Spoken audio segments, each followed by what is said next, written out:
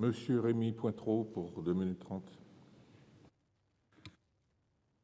Oui, Monsieur le Président, Madame la Ministre, ma question concerne l'Office français de la biodiversité. Nous tenions au Sénat, lorsque l'OFB a été créé, que celle-ci puisse travailler de concert avec les élus locaux. Les différents comptes rendus de réunions en commission sénatoriale concernées en témoignent. Nous voulions que l'agence pilote ses prérogatives de manière équilibrée en termes de sensibilité écologique, mais surtout en bonne intelligence avec l'ensemble des acteurs de terrain, les maires, les agriculteurs, les entreprises. Malheureusement, dans les faits, les actions de l'OFB prennent souvent la forme de répression, sans qu'il y ait préalablement de phase de médiation. Et j'en veux pour preuve de nombreux faits qui m'ont été rapportés. Par exemple, une agricultrice qui, pour avoir arrêté son irrigation 1 heure trop tard, s'est vue recevoir une convocation en justice avec une procédure d'enquête très musclée et un interrogatoire qui n'avait rien à voir avec les faits, tout cela sur simple dénonciation, sans preuve formelle et sans avertir l'intéressé au moment des faits. Un autre cas où un maire d'une commune rurale où se trouve un étang communal qui a été créé depuis plus de 35 ans, avec en proximité un puits éolien qui était géré par la DDE à l'époque et financé par l'État, se voit convoqué en justice pour défaut de déclaration de prélèvement d'eau pour le puits éolien dans la nappe. Par conséquent, Madame la Ministre, n'est-il pas opportun d'envisager une étape de médiation préalable à la phase répressive, notamment dans tel cas? Madame la Ministre. Merci, Monsieur le Président, Mesdames, Messieurs les sénateurs, Monsieur le sénateur Pointreau.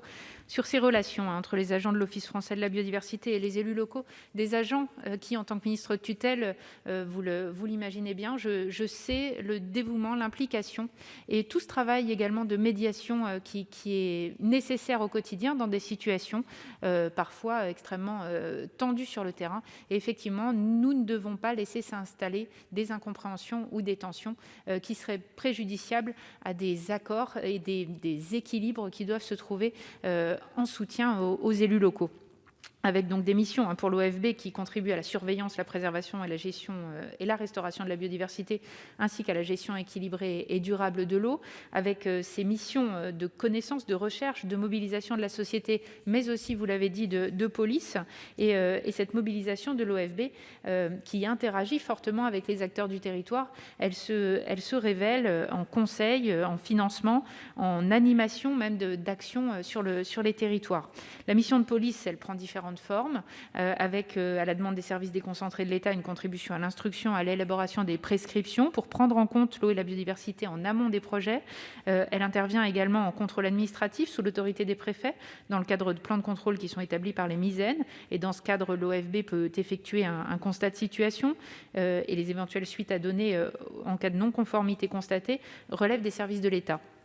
Et puis, s'agissant des procédures judiciaires, les inspecteurs de l'environnement de l'OFB, comme leurs homologues dans les services déconcentrés de l'État, agissent sous l'autorité des parquets. Ils instruisent sur saisine en toute objectivité, comme le font d'autres officiers de police judiciaire.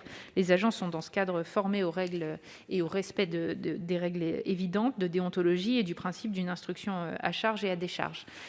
Dans le cadre de la police de l'eau et de la nature, les missions interservices de l'eau et de la nature, les MISEN, sont un cadre d'échange entre l'opérateur et les services déconcentrés pour prioriser les actions de contrôle en fonction des enjeux de chaque département et en assurer la bonne coordination entre services. La bonne connaissance des milieux et des acteurs, elle permet aux agents de l'OFB, qui sont souvent des personnalités locales également, de tisser ce dialogue et cette concertation, ce partage sur les enjeux de préservation de la biodiversité qui doit permettre de faire cesser les infractions et de remettre en état les milieux. Cela se traduit par des recommandations, on l'a dit, notamment sur la séquence éviter, réduire, compenser, sur des suites administratives qui sont parfois prises par le préfet ou des suites judiciaires mises en œuvre par le parquet, mais toujours dans une visée d'amélioration des situations, avec des missions donc de police des agents de l'OFB qui sont indispensables à la préservation de l'environnement. à la lutte contre ces pollutions. Ils le sont, je sais, pleinement engagés, mais aussi à l'écoute de leur territoire. Et donc, je vous remercie de nous alerter sur certaines situations qui pourraient cristalliser des tensions. Nous devons accompagner absolument cette médiation et permettre à chacun de se saisir à la fois des enjeux environnementaux et du respect du droit et en termes de police. Il vous reste 47 secondes, Monsieur Pointereau. Oui, merci Madame la Ministre pour votre réponse partielle. Moi, je dois vous dire que l'OFB et ses agents doivent agir avec discernement et non pas comme à jouer les gros bras ou autre, hein, parce que c'est souvent le cas. Et c'est vrai que les élus, bon, effectivement, ils ne sont pas au-dessus des lois, mais ils ne sont pas au-dessous non plus. Et ils ont souvent l'impression, comme des citoyens d'ailleurs, comme des agriculteurs ou des entreprises qui sont condamnés pour des faits mineurs, ils ont trop souvent l'impression d'être traités comme de vulgaires délinquants pour des faits qui sont souvent mineurs.